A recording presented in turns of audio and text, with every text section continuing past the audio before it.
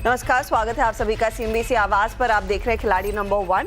आज का दिन अहम है भारतीय बाजारों के लिए। एक तो आज जो वीकली एक्सपायरी है और उससे पहले ग्लोबल फ्रंट पर एक बहुत बड़ा इवेंट हुआ है।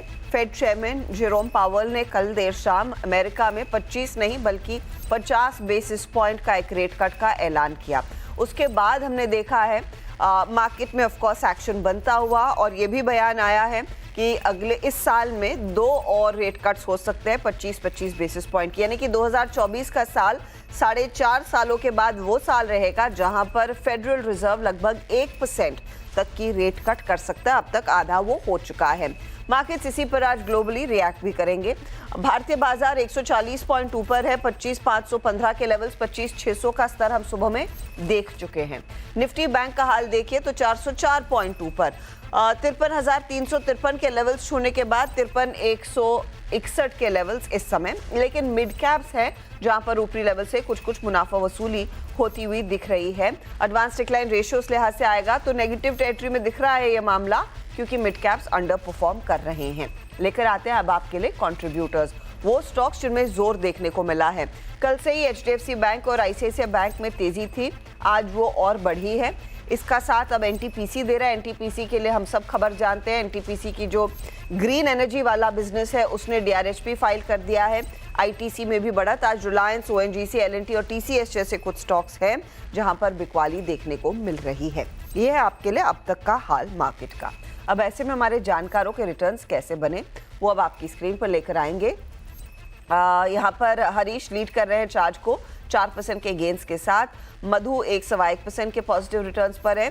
कपिल के लिए हफ्ता थोड़ा सा पेचीदा साबित हो रहा है, -8.7% के रिटर्न्स इनके हैं।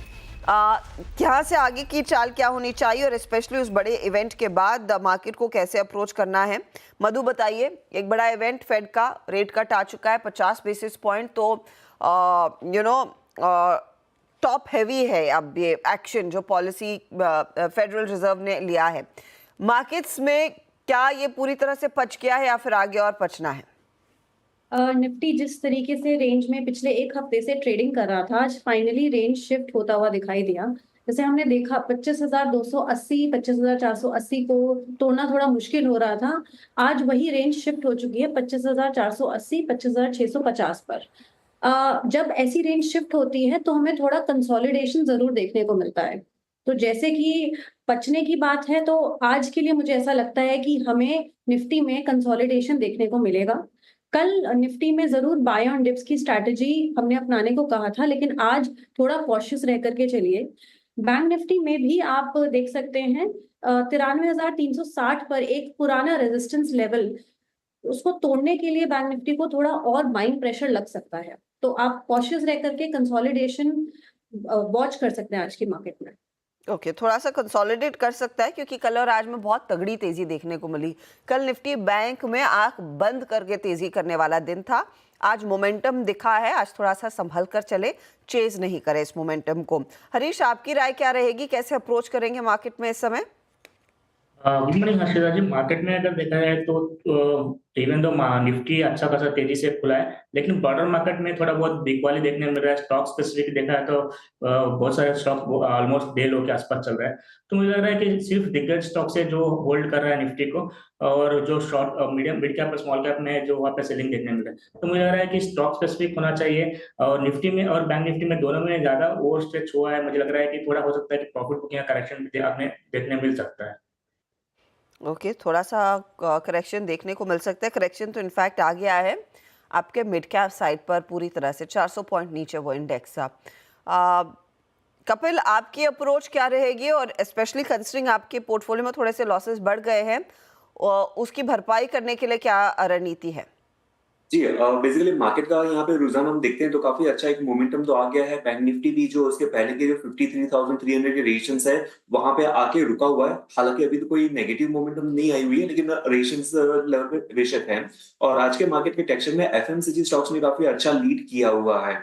और स्टॉक स्पेसिफिक अगर मैं यहाँ पे बात करूं तो आज मैंने एक स्टॉक केपीआर मिल एक सिलेक्ट किया हुआ है, जो काफी दिनों से 200 डे की मूविंग एवरेज को सपोर्ट लेके बाउंस किया हुआ है और आज एक ट्रेंड लाइन का ब्रेकआउट भी मुझे यहाँ पे देखने मिल रहा है। तो स्टॉक कुछ तकरीबन 886 के लेवल के यहाँ पे चल रहा है। तो 870 के स्टॉप लॉस के साथ में यहाँ पे खरीदारी की राय बनती है और ऊपर में 930 के टारगेट देखने मिल सकते हैं केपीआर बिल्स के लिए। मैं वैसे आपकी आज की रफ रणनीति मांग रही थी, लेकिन आइदर वेज आपने ट्रेड दे दिया है, तो एक बार पोर्टफोलियो लेकर आते हैं। आप कह रहे हैं 830 का आपका स्टॉप लॉस रहेगा केपीआर मिल में। एक बार टारगेट भी दोहरा दीजिए, हमारी ग्राफिक टीम भी उसे नोट कर लेगी। स्टॉक में मोमेंटम है। गोदरेज एग्रोवेट और केयर रेटिंग में स्टॉप लॉसेस ट्रिगर हुए। वीएसटी आईओएल केमिकल्स में एग्जिट कर लिया, तो नया ट्रेड अब केपीआर मिल के तौर पर आ रहा है। दिखाइएगा एक बार फिर से वो केपीआर मिल का शेयर प्लीज। 34 रुपए की बढ़त पर 4% के गेन्स, बाय साइड का ट्रेड जो कपिल ने आपके सामने पेश किया है। 930 आपके लिए टारगेट रहेगा। चलिए, तो अब किक ऑफ कर ही दिया है, तो अब मधु का भी पोर्टफोलियो लेकर आते हैं। मधु के पोर्टफोलियो में हमने देखा 101% तक के गेन्स बनते दिखाई दिए हैं। अब बंधन बैंक जो कल खूब चला, वहां पर मुनाफा बांध लिया। मधु, आज का नया ट्रेड?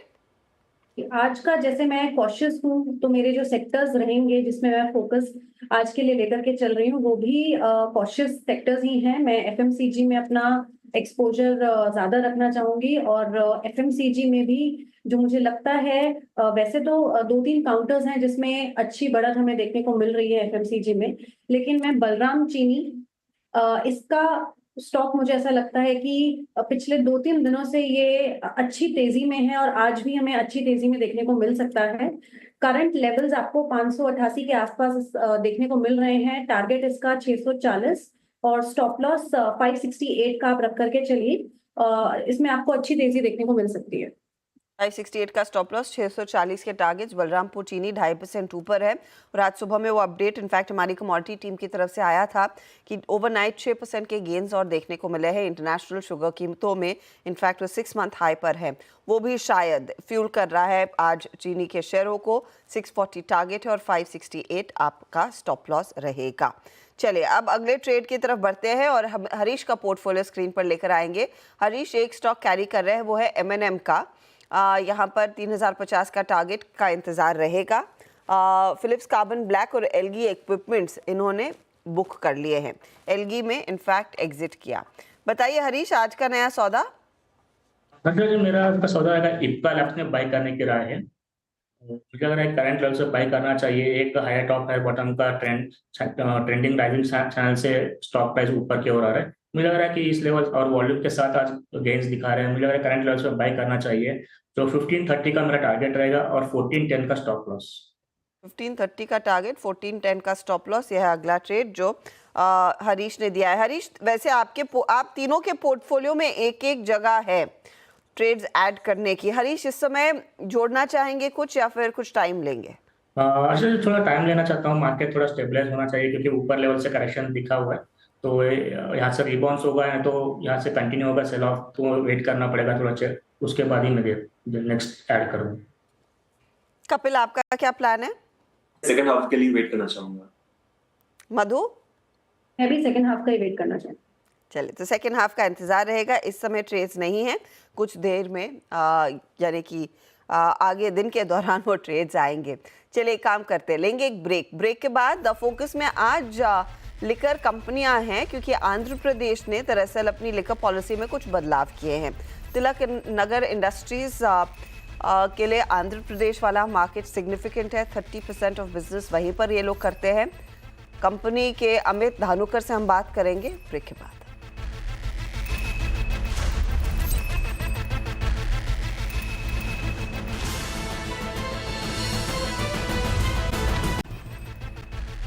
अब देख रहे हैं CNBC आवाज, और अब फोकस करेंगे कॉर्पोरेट स्कैन पर। स्टॉक आपके स्क्रीन पर लेकर आएंगे तिलक नगर इंडस्ट्रीज का।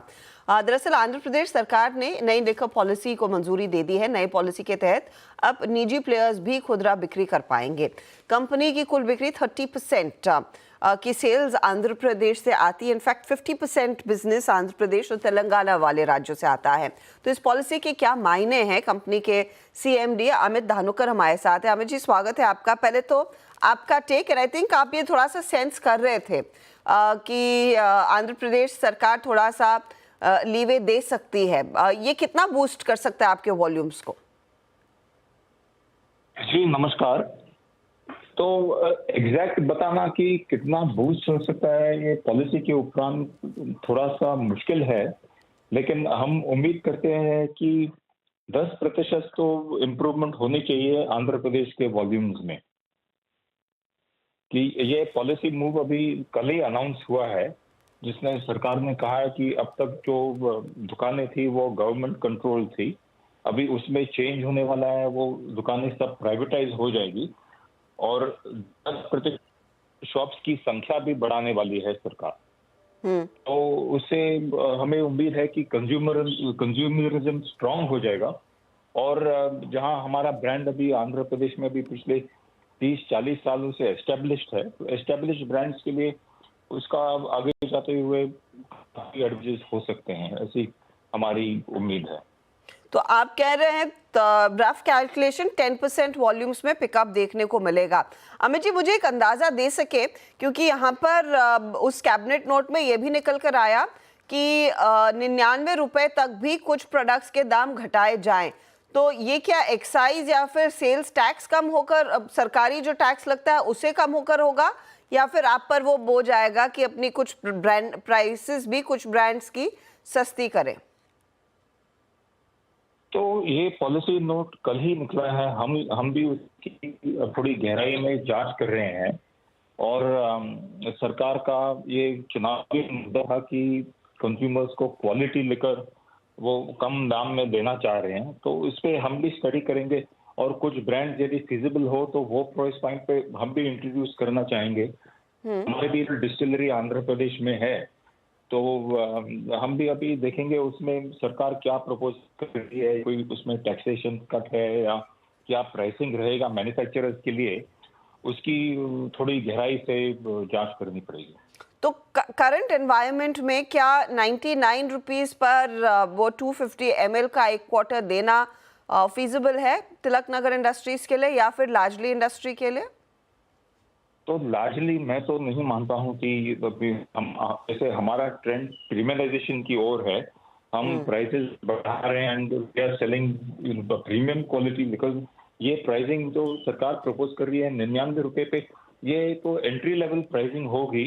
तो कंपनी के तौर पे हमारी पॉलिसी तो नहीं है ऐसे एंट्री लेवल रेंज में ब्रांड सप्लाई करने की, लेकिन फिर भी हम उसमें देखेंगे कि यदि ये फिजिबल हो रहा है लॉन्ग टर्म के हिसाब से, तो हम रूल आउट नहीं कर सकते। बट जनरली स्पीकिंग ये एंट्री लेवल प्रोडक्ट्स में हमारा प्रोडक्ट्स जनरली रहते नहीं है।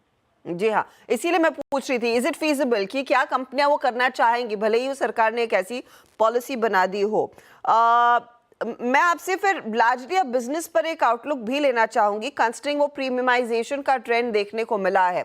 ऑफ कोर्स जब सेकंड क्वार्टर के नंबर्स आएंगे तो आप कुछ और डिटेल में बात कर सकेंगे, लेकिन किस तरह का ऑफटेक देखने को मिला है आपके प्रीमियम प्रोडक्ट्स में, अगर उसका एक अंदाजा दे सके। और साथ ही आपने जो वो एक और एंटिटी स्पेसमैन स्पिरिट लैब्स के साथ जो करार किया था, वो आपको किस तरह की एंट्री देगा? तो मैंने पहले भी गाइडेंस दी थी कि फर्स्ट हाफ ईयर के लिए जो वॉल्यूम ग्रोथ जो रहेगी कंपनी की, वो काफी सबड्यूड रहेगी। It will be in line with industry growth, but इसकी एक वजह है कि अभी फर्स्ट क्वार्टर में इलेक्शन का इम्पैक्ट आया था, उसमें पर्टिकुलरली सदर्न स्टेट्स में जहां हमारा प्रेजेंस ज्यादा है वहां बहुत से रिस्ट्रिक्शंस आए थे सेलिंग के ऊपर, तो उस वजह से तो सेल इम्पैक्ट हुई थी। And now we are waiting and watching in Andhra Pradesh also. जैसे अभी ये पॉलिसी शिफ्ट है, तो जब भी पॉलिसी शिफ्ट होती है तो उसमें शॉर्ट टर्म में डिस्टर्बेंसेस जरूर होते हैं, क्योंकि स्टॉक लेवल्स कंट्रोल होते हैं और काफी चीजें रहती है जब पॉलिसी शिफ्ट होती है। तो सेकंड क्वार्टर का भी गाइडेंस म्यूटेड रहेगा वॉल्यूम का, लेकिन हमारी प्रॉफिटेबिलिटी ग्रोथ इन दोनों क्वार्टर्स में काफी अच्छी रही है। एबिटा मार्जिन एक्सपैंड हो गए हैं और जो एबिटा मार्जिन पिछले साल 13.5% था, वो ऑलरेडी फर्स्ट क्वार्टर में 14.5% हो चुका है, जबकि और क्वार्टर वन हमारा ट्रेडिशनली देखा जाए तो सबसे कमजोर क्वार्टर रहता है। तो मैं मानता हूं कि प्रॉफिटेबिलिटी ग्रोथ कंपनी की अच्छी रहेगी। जहां तक आपका दूसरा सवाल है स्पेसमैन स्पिरिट्स के बारे में, उनका main product Samsara pink gin है, जी। जो that was the first pink gin to be introduce in the company. वो बहुत प्रीमियम प्रोडक्ट है और इस साल में भी काफी ग्रोथ हुआ है at that particular price point. हमारा पहले 10% स्टेक था, तो हमने अभी स्टेक बढ़ाया है, अभी 20% स्टेक हमने अभी समसारा में लिया हुआ है। और उसके दौरान हम कई अरेंजमेंट्स भी एंटर कर रहे हैं ताकि हमारा जो डिस्ट्रीब्यूशन नेटवर्क एस्टेब्लिश्ड है साउथ और ईस्ट में, वो वही सेम डिस्ट्रीब्यूशन नेटवर्क से समसारा को हम डिस्ट्रीब्यूट भी करेंगे। तो अभी थोड़ा सेकंड लेवल पे हमने अरेंजमेंट बढ़ाया है ताकि दोनों कंपनीज की अभी सिनर्जी साथ में काम करेगी। अब कंस्टिंग आपका आपकी प्रायोरिटी या फिर आपकी खूबी यही रही है कि आप ब्रांडी में एक अच्छी खासी अपनी पोजीशन है, तो समसारा जिन का ये पर्टिकुलर डील, क्या इस तरह की और डील्स आप करना चाहेंगे और किस साइड पर होंगी, एज इन किस प्रोडक्ट रेंज में अब आपको लग रहा है कि स्केल करने की ज़रूरत है कंपनी को? तो जैसे समसारा की डील वो तो एक क्राफ्ट स्प्रेड में थी, जाकि हाई एंड प्रोडक्ट है। मिनिमम प्राइस समसारा का स्टेट वाइज देखा जाए तो लगभग 3,500-4,000 रुपए पर बॉटल रहेगा। तो वो एक क्राफ्ट स्प्रेड में हमारी एंट्री थी, क्योंकि मुझे लगता है कि लॉन्ग टर्म प्रोस्पेक्ट है, next 5 to 10 years I think वो एक उसमें काफी ग्रोथ आएगा। May be not immediately in short term, but long term उसके प्रोस्पेक्ट्स अच्छे हैं। तो in terms of long term prospect जहाँ अच्छे हैं, तो हम हमेशा ओपन रहते हैं, इवेल्युएट करते हैं कि क्या अपॉर्चुनिटीज है, क्या अपॉर्चुनिटीज इमर्ज हो रही है, कौन से नए कैटेगरीज में ट्रैक्शन हो रहा है। मार्केट बहुत इवॉल्व हो रहा है, कंज्यूमर प्रेफरेंसेस भी चेंज होते जाते हैं। कंज्यूमर हमारा अभी और यंगर हो रहा है, नए कंज्यूमर्स आ रहे हैं कैटेगरी में। तो काफी कुछ डेवलपमेंट्स है, we try to cater to as much possible through our product offerings. I understand. Amit ji, बहुत बहुत शुक्रिया हमारे लिए समय निकालने के लिए। Good luck to you and look forward to speaking to you again Q2 के नंबर्स के बाद। Q2 नंबर्स थोड़े से म्यूटेड रहेंगे, लेकिन प्रॉफिटेबिलिटी में अच्छा खासा इजाफा का अनुमान ज़रूर है। ये जो कदम आंध्र प्रदेश सरकार ने उठाया, इससे कम से कम 10% वॉल्यूम ग्रोथ देखने को मिलेगी, लेकिन वो 99 वाला जो खेल है उसको कैसे तोड़ा जाए वो देखना होगा कि क्या सरकार, राज्य सरकार किसी तरह की इंसेंटिव दे रही है, कुछ टैक्स में छूट मिलेगी और फिर ये प्राइस पॉइंट 99 पर आएगा, या फिर कंपनियों को खुद वो प्राइस कट करना पड़ेगा। तिलक नगर प्राइमरीली अब फोकस करी कि प्रीमियम प्रोडक्ट्स पर जोर दें। लेंगे एक ब्रेक के बाद ऑफ कोर्स खिलाड़ी नंबर 1 का एक अपडेट आपकी स्क्रीन पर दोबारा लेकर आएंगे।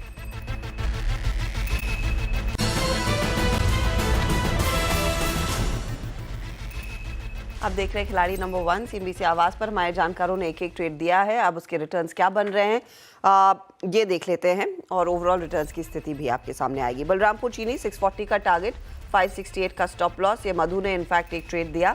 इस समय इस स्टॉक के जरिए इनको 0.62% तक के गेन्स मिल रहे हैं। हरीश ने M&M को होल्ड किया है। इप्का लैब्स नया जोड़ा, इप्का का टारगेट 1530 है। ये कपिल का ट्रेड आया, बेग योर पार्डन। कपिल ने KPR मिल जोड़ा, 930 का टारगेट, 830 का स्टॉप लॉस है। ये पर्टिकुलर काउंटर इनको 0.07% के ही रिटर्न्स दे रहा है। हरीश का पोर्टफोलियो अब M&M कैरी किया, इप्का लैब्स नया जोड़ा। इप्का का टारगेट 1530, 1410 स्टॉप लॉस। M&M 3050 का टारगेट, 2730 का स्टॉप लॉस है। रिटर्न्स दोनों में बेहतर कहाँ बन रहे हैं, तो M&M 0.28% के रिटर्न दे रहा है, इप्का ज़्यादा कुछ जोड़ नहीं रहा है।